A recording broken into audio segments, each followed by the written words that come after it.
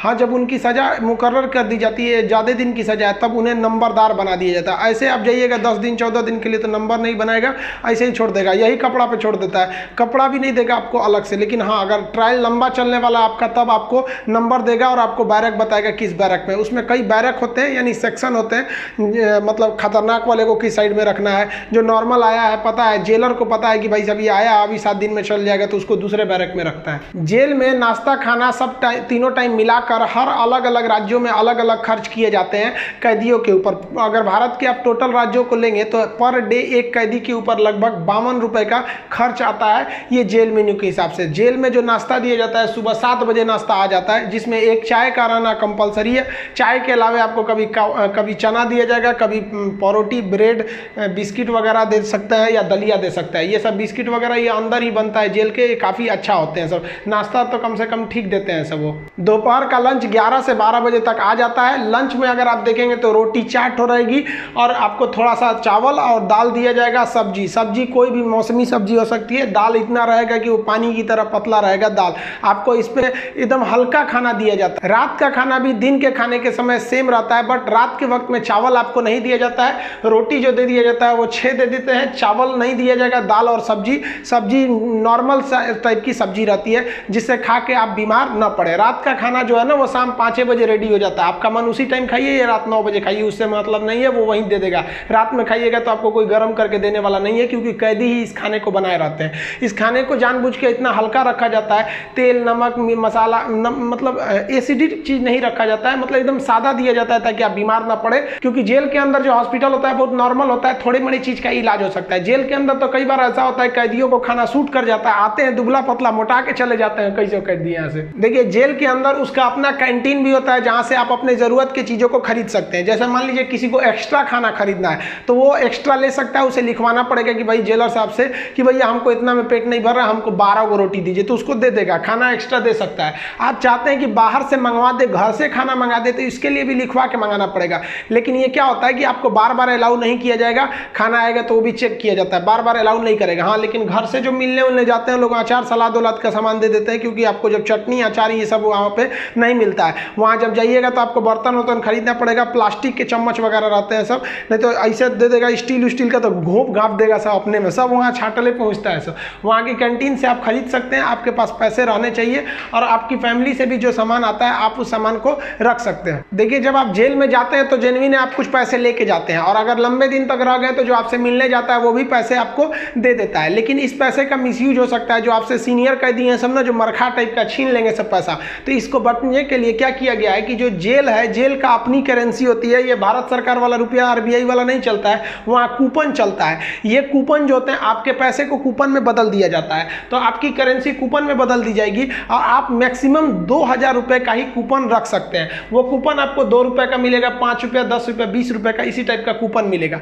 ये आपको दिया जाएगा। अब इस पे ना एक विशेष कोड किया जाता है कि भाई आप ही के नंबर का ये रहेगा, आप ही के नाम का, तो दूसरा कोई इसको चला नहीं सकता है कैंटीन में ले जाकर, इसलिए इससे आप आराम से बच सकते हैं। ये रखेगा तो कोई भी चला सकता है। अब 2000 से ज़्यादा आप नहीं रख सकते हैं कैश, अगर कैश पकड़ा गया तो जब्त कर लिया जाता है और आपकी सज़ा भी बढ़ा दी जाती है। हालांकि बहुत से पहुंचने जो जान पहचान वाले कैदी होते हैं सब सीनियर, बहुत व्यवहार बना लेते हैं सब, अंदर बहुत सारी सुविधाएं ले जाते हैं सब। मोबाइल अलाउ नहीं है, फिर भी अंदर मोबाइल मिल जाता है। जेल में आप जाके मिल भी सकते हैं, आप परिजन हैं तो भी मिल सकते हैं, आप उसके मान लीजिए दोस्त यार कुछ भी आप जाके मिल सकते हैं। मिलने के लिए आपको 2-3 चीज़ें चाहिए। आपको पहले उस कैदी का नाम पता होना चाहिए, पिता का नाम और किस जेल नंबर में है।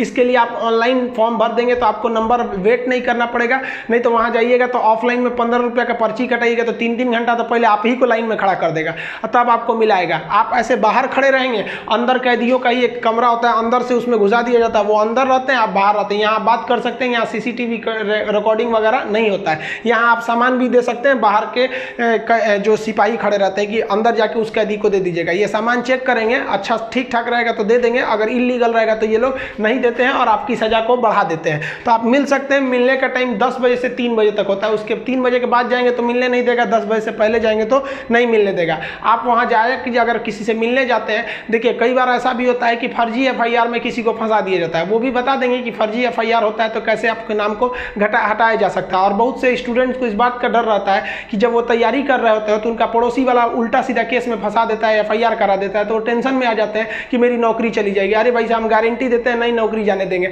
अब उसको भी वीडियो में समझा देंगे कि कैसे आपके ऊपर एफआईआर हो गया है तो उसे कैसे कटवा सकते हैं, और आप स्टूडेंट हैं, आपका एफआईआर हो गया, नाम चला गया, फिर भी आपका जॉब होगा, गारंटी बोलते हैं कि होगा। अब बहुत से लड़कों का ऐसा कराए भी हैं, और नियम है, हम क्या अपने घर से कराए, नियम है, बस आप नहीं जानते वो अलग बात है। तो आप उन लोग के लिए गिफ्ट वगैरह लेते जाइएगा। गिफ्ट मतलब क्या चीज़, खाने पीने का अचार वचार ले लीजिएगा, थोड़ा सा घी वगैरह ले लीजिएगा, ताकि अंदर अच्छा खाना नहीं लगता है, बाहर का इतना ज़्यादा आइटम रहता है, अंदर जाके आदमी उब जाता है। गुटखा वगैरह नहीं ले जा सकते, क्योंकि अंदर जो सफाई का काम होता है वो कैदियों को ही करना रहता है। गुटखा दे देंगे तो खा के थूक देगा।